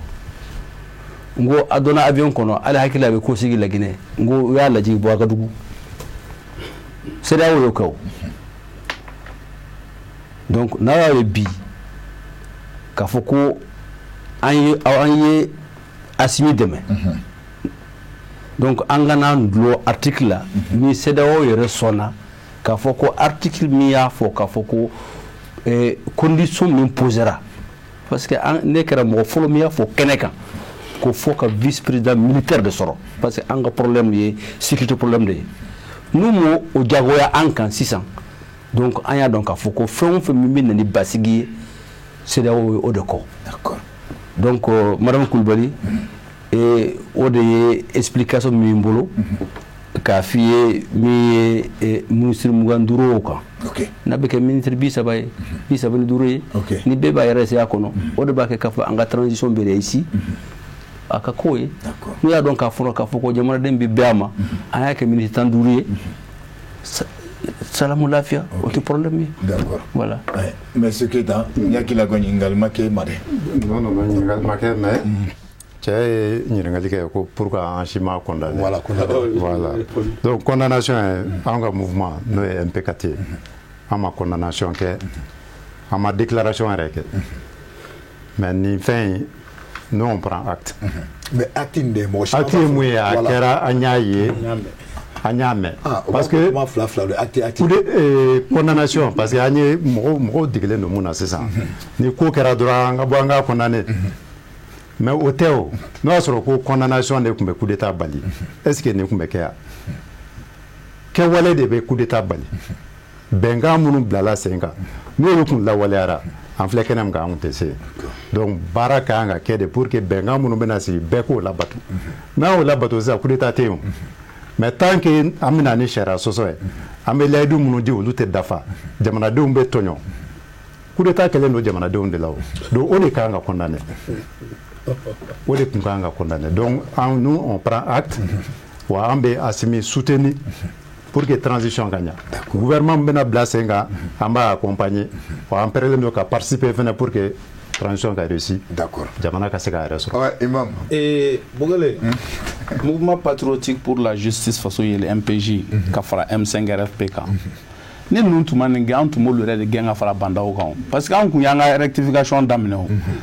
C'est-à-dire moi je suis honnête dans tout ce que je dis. Ouais. Ne tɛ se ka i bɛ ka gɛn ka tila ka ninnu kun to yen u kun bɛ ka taa sira min fɛ o kɔrɔ ko ma tile. Bogele. Ni ala ye Mali fanga kalifa ne yɛrɛ la don o don n'a tiɲɛna ne bolo ne yɛrɛ de bɛ coup d'état kɛ n yɛrɛ la fɔlɔ o de ye jamanadenw dɛsɛra a ka fanga filɛ n tɛ se yen c'est-à-dire an bɛ yɔrɔ min na bi bi in na faut que mɔgɔ kana i yɛrɛ kelen ka intérêt ye ka ɲinɛ jama ta kɔ c'est-à-dire et puis Mali kɔnɔ yan nɔ mɔgɔw bi ka a ɲini ko f'u ka Faransi de sago kɛ k'o de b'a to olu bɛna fanga la caman ka condamnation ye y'o dɔrɔn de Faransi k'a fɔ karisa ka parti c'est un parti vraiment ils sont démocrates u bɛ tan k'a sɔrɔ u ŋaniya la o tɛ yen ne tɛ nafigi ye dɛ ni ne bɛ ko o ko kɛ n bɛ ko o ko la n b'a la ni n t'a la n t'a la baara min kɛra bandaw la ani Muktar Wane na n'u tun ye anw lamɛn don min na anw taara Kuluba le 6 mai précisément M5 RFP ye kuma min f'u ye n'u tun y'a lamɛn k'a waleya nin tun tɛ kɛ kelen et puis yanni wale in ka kɛ Assimi yɛrɛ ye min kangarida minnu fɔ ale yɛrɛ ka président wele n'u tun y'o lamɛn nin tun tɛ kɛ olu se ka to ka coup d'état kɛ jamanadenw na o Keita ye min fɔ o yɛrɛ de don exactement an ka marabagaw de bɛ jamanadenw de bɛ da u la ka fanga ta k'a d'u ma u bɛ tila tuguni ka jamanadenw janfa o mara la k'a kɛ u yɛrɛ ta ye k'an ka tila k'an sigi k'a lajɛ ka to texte nɔfɛ donc o de la faut k'o de ka dabila jamana in kɔnɔ c'est-à-dire n'o de fɔ n ko moi je suis pour la démocratie mais je suis contre une démocratie importée il faut qu'an ka démocratie ka sigi an yɛrɛ ka valeur endogène kan jamana o jamana Mali ɲɔgɔn jamana min depuis 1235 a sera ka fɛn dɔ dilan a yɛrɛ n'a welelu ma ko kurukanfuga anw sera ka hakili sɔrɔ ka constitution dɔ dilan an yɛrɛ ye o jamana bɛ se ka dɛsɛ cogo di k'a ka ɲɛnamaya kura sigi a yɛrɛ ka hakilina kan fo an ka taa mɔgɔ dɔw de hakilina ta ka na n'o ye an bɛ to nafigiya na ka taa fɔ non n'a ye nin kɛ on va hala donna an karamɔgɔ ka milieu la t'a sɔrɔ karamɔgɔ dɔw bɛ yen kuma la u bɛ siran k'a fɔ pour que k'a kana fɔ k'olu tɛ karamɔgɔ modéré il faut que o nafigiya de ka dabila i bɛ min fɔ i da la ani min b'i dusukun na n'o tɛ kelen ala yɛrɛ tigɛlen don i la mɔgɔ ɲɛnamaw tigɛlen don wa hali ni minnu bɛ ka comploter e n'olu bɛ t'u sigi a bɛ min fɔ so kɔnɔ e bɛ ka min fɔ kɛnɛ ma olu yɛrɛ tigɛlen don e la fɔlɔ donc o yɔrɔ la MPJ faso yelen anw t'a condamné dɛ n'u tun ma nin kɛ anw tun b'a ɲini olu yɛrɛ bɛɛ de ka gɛn ka taa ka bɔ yen Assimi wo bandaw wo parce que olu diyaɲɛ tɛ koyi wa IBK gonya tɛ ne y'a fɔ nin plateau kelen in kan yan n ko IBK ko man go ne ye dɛ Mali de ka di ne ka tɛmɛ a kan o de la an y'a ɲini k'a ka taa donc au souci de cohérence la ne tɛ se ka wuli ka kɛlɛ kɛ pendant 3 mois k'an ka misiri to yen ka taa place de l'indépendance la u ka minɛ ka taa n bila camp 1 na ka su damadɔ kɛ yen ka mugu ci dɔw la olu ka sa M5 RFP kɔnɔna na mɔgɔ dɔw ka sa dɔw ka kɛ handicapé à vie o kɛra ko ka na ni yɛlɛma min ye o sira tɛ ka ta ko dɔ nana ka na k'a b'o rectifier i n'a fɔ anw ka hakilina kan ko ne ka tila k'an sigi ko n b'o condamné t'a condamné. Ok. Je soutiens en rectification du processus d'amener flène en bout demain nous golona en me bousanta bousambe alsa. Ok, d'accord. Senga comment dit Aidrama donc monsieur Keita il regarde le chef caméra là message bi ibolo ka nyesi faso doma ani sugan Assimi ma quoi basic bi ka fo ga laba la misro ga made makasra Aidrama akuma kunche. D'accord. Ok, d'abord an bɛ maliyɛn bɛɛ lajɛlen fo ka Sherifila TV lajɛbaga bɛɛ fo welekan bɛ an bolo n'o ye mouvement populaire du 4 septembre MP4 o de an bɛ wagati min kɔnɔ i n'a fɔ bi a sera sa malidenw bɛɛ k'u bolo di ɲɔgɔn ma an k'an bolo di ɲɔgɔn ma an t'a kɛ mɔgɔ kama de an b'a kɛ an yɛrɛw de kama an b'a kɛ an ka mɔgɔ minnu bɛna bɔ an na génération future an b'a k'olu de kama Mali sɛgɛnna n'i taara Mali kɔ kan bi i bɛ maloya k'a fɔ k'i ye maliden tellement que Mali burujara a ma buruja mɔgɔ wɛrɛ fɛ dɛ an yɛrɛw président kɔrɔ bandaw a ka discours la a ye kaleli kɛ don min na n'o ye prestation de serment ye a ye kuma dɔ fɔ ko Mali burujara Mali lebura malidenw yɛrɛ fɛ a don ne sigilen bɛ salle kɔnɔ ji cira ɲɛ kan tellement que kuma donna en fait parce que a ye tiɲɛ de fɔ mais malheureusement ko nana laban cogoya min na a kɛra désespoir ye an kɛlen filɛ ka sira kura min minɛ nin maliden bɛɛ k'i tɛgɛ di ɲɔgɔn ma gouvernement min bɛna sigi a ka kɛ gouvernement ye bɛɛ b'i yɛrɛ y'a kɔnɔ gouvernement tɛ ko maliden bɛɛ kelen kelen de bɛna don a kɔnɔ mais n'a sigira a ka fɔ tiɲɛ yɛrɛ la ni gouvernement in bɛ se ka jamana bɔ nɔgɔ la donc an b'o duwawu de kɛ k'a fɔ an ka bɔ mɔgɔ ko kɛlɛ la an ka jamana ko kɛlɛ kɛ an yɛrɛ de bɛ se k'an ka jamana in bɔ tɔw bɛna fara an kan de n'an jɛra ka sira kelen minɛ an dɛmɛbagaw bɛ caya mais n'an fara la juguw bɛ don mɔgɔw ni ɲɔgɔn cɛ ka jamana ci ala k'an kisi o ma. Merci. Imam. An bɛ ala tanu k'ala barikada n bɛ segin n ka kuma kan jamana tɛ jamana dan jamanaden de bɛ jamanaden dan n'an y'a kanu Mali ka kɛ min ye ni ala sɔnna ma a bɛ kɛ o ye n bɛ n profiter a ka micro in na M5RFP an kɛlen don ka wele bila maliyɛn bɛɛ ma le 4 n bɛ n profiter spécifiquement ka MP4 mɔgɔw wele mouvement fɛn o fɛn bɛ jamana in kɔnɔ ka bɛɛ wele olu b'a dɔn Cherif b'a dɔn maliyɛn caman b'a dɔn k'a fɔ diɲɛ mago bɛ bi a ka ye ko jamanadenw bɛɛ bɛ ka lajɛli kɛ ka taa fankelen fɛ o de la vendredi le 4 an y'a kanu a kun planifielen b'an bolo ko M5 anniversaire mais a bɛna kɛ activité min b'a jira diɲɛ mɔgɔ bɛɛ la k'a fɔ maliyɛn bɛɛ wulilen don an bɛ fɛ jamana in ka dilan ni dynamique kura min daminɛnen filɛ donc o la an bɛ wele bila bɛɛ lajɛlen ma kɔnɔjɛlenya la ka tila k'a fɔ maliyɛnw ye k'a fɔ ni ala sɔnna a ma ni anw sɔnna ka ɲɔgɔn lajɛ ka ɲɔgɔn dɛmɛ an bɛ se k'an ka jamana bɔ dingɛ kɔnɔ donc ne b'o kelen de ɲini ka foli lase an lajɛbaga n'an lamɛnbaga bɛɛ lajɛlen ma inclusivité min bɛ fɔ ne b'a ye fɔlɔ hakilina de la ka tɛmɛ mɔgɔ kan ni bɛɛ ka hakilina taara bɛɛ jɛra k'a faamu ko an bɛ fɛ ka transition ta nin sira fɛ ne b'o de giriya inclusivité la kosɛbɛ ka tɛmɛ parce que hali n'an ye poste kɛ 200 ye bɛɛ tɛ nin yɛrɛ y'a kɔnɔ ne b'a ye fɔlɔ gouvernement min bɛna sigi jamanaden fanba a ka baara taabolo la u k'u yɛrɛ ye a kɔnɔ ne bɛ inclusivité sinsin o de kan k'o ɲini o autorités fɛ ka tila k'a sɛmɛntiya k'a fɔ maliyɛndenw ɲɛna gouvernement in k'a fɔ ko a ɲɛmɔgɔya dira M5 ma o t'a yira ko M5 ta don ko M5 ta ye Mali ko M5 ye peuple ye an b'a wajibiya bɛɛ lajɛlen ka se ka i yɛrɛ ye a hakilinaw kɔnɔ wa ni fili kɛra ni ala sɔnna ma M5 bɛna to comité de veille de la ni fɛn kɛra yanni mɔgɔ wɛrɛ k'a fɔ fɔlɔ M5 de fɔlɔ b'a fɔ ayiwa sira min ne bɛ ka taa fɛ sogɛl o tɛ an ka bɛnkan ye ni ala sɔnna ma k'a fɔ maliyɛndenw bɛɛ an bɛɛ ka na an ka bolo don jamana in kɔrɔ ala ka Mali bɔ dingɛ kɔnɔ ala ka Mali lafiya ala k'o k'a ka alaya bonya kama Allahumma rabbi sɔli ala Muhammad. Merci. Monsieur Aïdara. Ne bɛ Cherif la lamɛnbagaw bɛɛ fo. Mais sani ka i ɲininka i b'a fɔ mais a ka tɔn min sigira ko COS commission d'orientation stratégique la est-ce que a tɛna suspendre ou bien a bɛ to an nɔ na. Well, madala n'a pas suspendu parce que COS nous tombe charte kono. À trois charte kono CRP, comité de réflexion auprès du président de la République. Où il y a le macaque COS. COS manque suspendu. Manque suspendu. Manque suspendu. Ok. Et en de comment dame la batimina. Imam ya foko ou era de Nigalike. Ko M5 qui est la Ninique pour que CNT qui a changé. Ah bon? En dama doit Allah. Et entre les faits de l'année,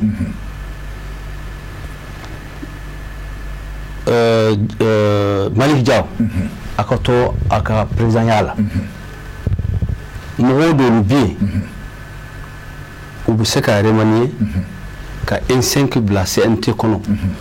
Un 5 qui est seulement président, premier ministre là, ou tu bolikaou. Société civile ou kankado CNT kono M5 kankado CNT kono faire bien donc vous avez que Kemeni binani encore non ou se ka to yere 121 là ou se ka to là ou se ka fana do fana fraka ni do fana gouvernement ka OK parce que anga assemblée ko mo keme binani ani wala tuntare en société civile en des propositions 120 ou de quel fraka OK donc on doit faire le gouvernement ka doit se ka frafra c'est intègre d'accord pour que société civile et UNTM ani M5 ku restaurant kono et femi constitution yɛrɛ mi sariya an ka sariya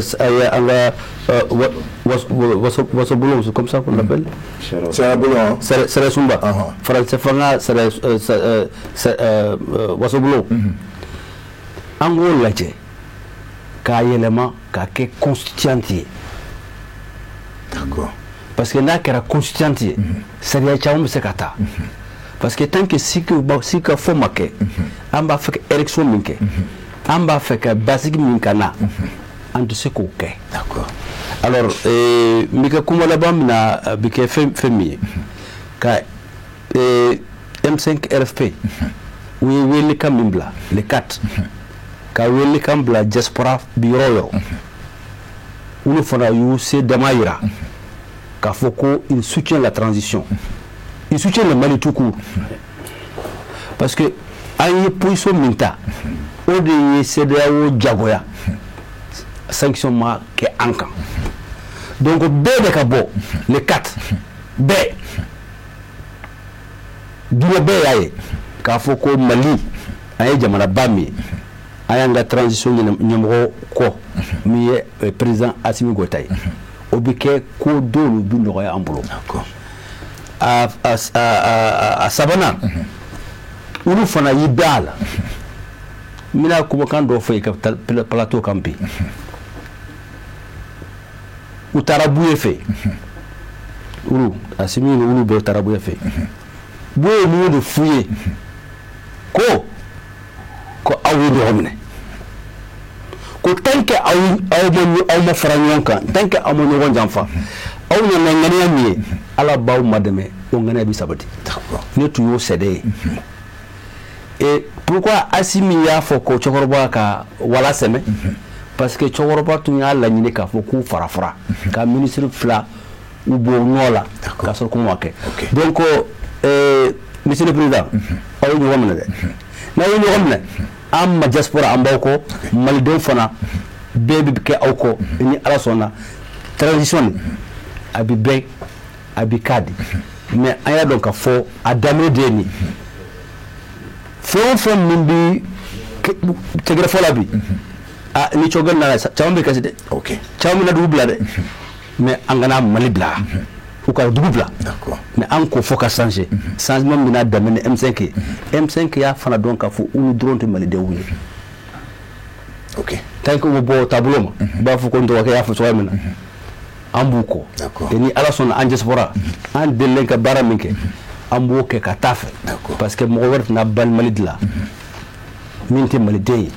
donc c'est notre responsabilité et gɛlɛya min bɛ na o de bɛna kɛ transition laban ye u ye kalo 8 min fɔ cogɛl a tɛ se ka fɛn nin dilan kalo 8 kɔnɔ ce n'est pas possible donc o bɛna kɛ kuma wɛrɛ ye mais a y'a dɔn k'a fɔ ko kalo 2 kalo 3 kɔnɔ 90 jours a kɛlen premier ministre ye a kan ka taa sira min fɛ an b'a dɔn déjà en 90 jours d'accord an b'a jigin o tuma la